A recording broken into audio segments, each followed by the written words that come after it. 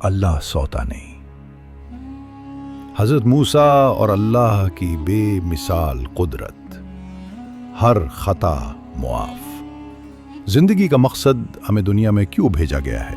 کیا ہمارا کوئی مقصد نہیں؟ یہ ایک ایسا سوال ہے جو ہر انسان سے پوچھا جائے گا۔ اللہ تعالیٰ خود فرماتے ہیں، کیا تم یہ سمجھتے ہو کہ ہم نے تمہیں بیکار پیدا کیا ہے؟ ہرگز نہیں، ہمیں دو راستے دکھائے گئے ہیں، ایک اللہ کی طرف لے جاتا ہے، دوسرا جہنم کی طرف۔ یہ مختصر زندگی ہمیں موقع دیتی ہے کہ ہم خود فیصلہ کریں کہ ہم اللہ کو راضی کرنا چاہتے ہیں یا اپنی خواہشات کی پیروی کرنا چاہتے ہیں۔ لیکن ہمارا رب کیسا ہے؟ اس کی شان کیا ہے؟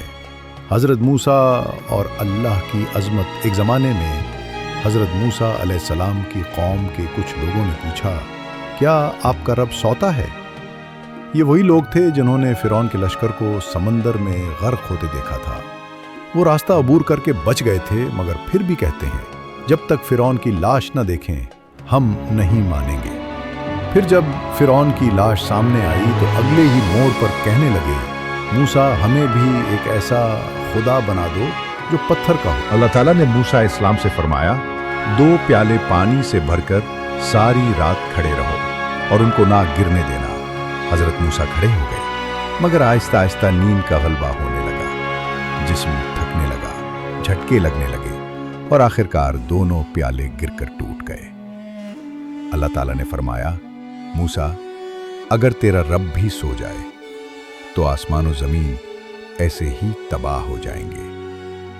ہمارا رب ہر عیب سے پاک ہے، وہ زندہ ہے الحی، قائم ہے القیوم، نہ سوتا ہے، نہ کھاتا ہے، نہ پیتا ہے، نہ مرے گا، وہ ہر وقت جاگ رہا ہے، خبردار ہے۔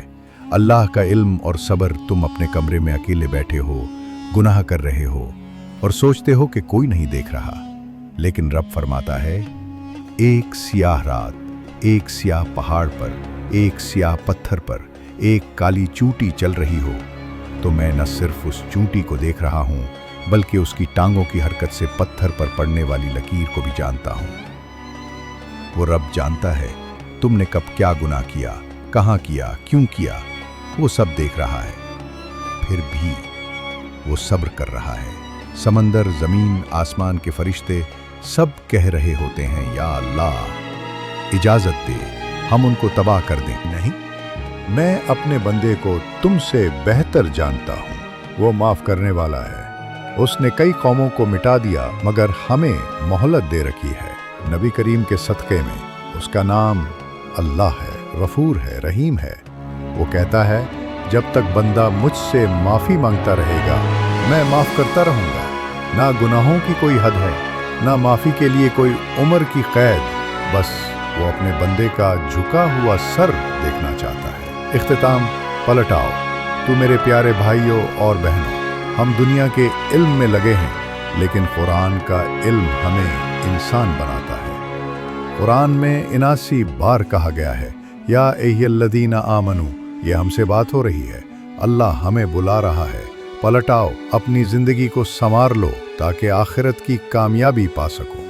وہ رب جس کی ہم نافرمانی کرتے ہیں وہ ہمیں مہلت دے رہا ہے، اپنی طرف بلاتا ہے اور صبر سے ہماری واپسی کا منتظر ہے۔